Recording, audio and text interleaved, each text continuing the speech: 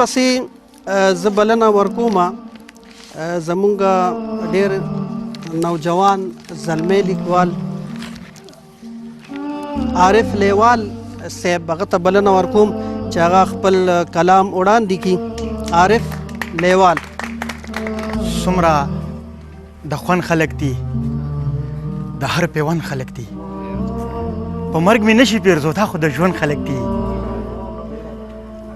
دا یو څو شعرونه زما د مشرانو د ډالۍ نظم له راځم. د دې ژوند اخري شپو کې، د دې ژوند په ختمېدو کې، د دې ژوند اخري شپو کې، د دې ژوند په ختمېدو کې نظارې به ښکاره کېږي، علامې به ښکاره کېږي، د قیامت د نشانو نه نشانې به ښکاره کېږي. د انسان وژل به عام شي، د ایمان وژل به عام شي، خور او ورور په کلاسه کې د خپل ځان وژل به عام شي. ای د مینې خوند به ورک شي، ای د ښکلي رنګ به ورک شي، ای په لاس کې به بنګړي شي، ای د تورې شلنګ به ورک شي، ای غیرت به ترېنه لاړ شي، ای قوت به ترېنه لاړ شي، ترېنه جوړ به خزونک شي، ای طاقت به ترېنه لاړ شي. هر یو څیز به مقدار بایلي، هر سړی به معیار بایلي. د دنیا شوقیان به راشي، هر سړی به دلدار بایلي، بیا به هم په ژوند کې تنګ وي، هر سړی به قرار بایلي.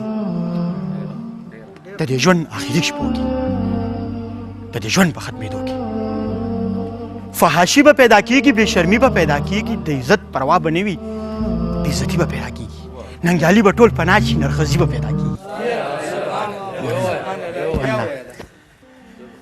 د دې ژوند اخري شپو کې فحاشي به پیدا کېږي، بې شرمي به پیدا کېږي، د عزت پروا به نه وي، بې عزتي به پیدا کېږي، ننګیالي به ټول پناه شي، نرخزي به پیدا کېږي، عجیبه پیغلې به راشي، عجیبه کانې به وکړي، نه به نر وي نه به ښځه، عجیبه جامې به وکړي،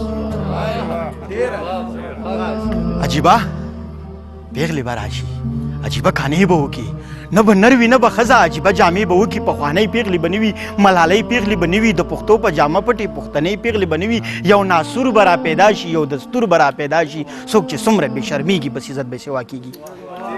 ډېره مننه، ډېره مننه، ډېر څوک چې څومره بې شرمېږي بس عزت به سوا کېږي. هم هغه کیسه شروع ده لیونو پښتنو واورئ، هم هغه کیسه شروع ده لیونو پښتنو واورئ، هم هغه نخره شروع ده د شملو پښتنو واورئ. دغه ښځې دي زه وینم چې نور په مخ کې نه وي، شکل ټول یې د سړو وي، په نور جسم زنانه وي، سر لغړه پکې خاندي، محفل ټول د نارینه وي، بد هېڅ چاته نه لګېږي، د قیامت دا نشانه وي، د قیامت دا نشانه وي، د قیامت دا نشانه. ډېره مننه کوم د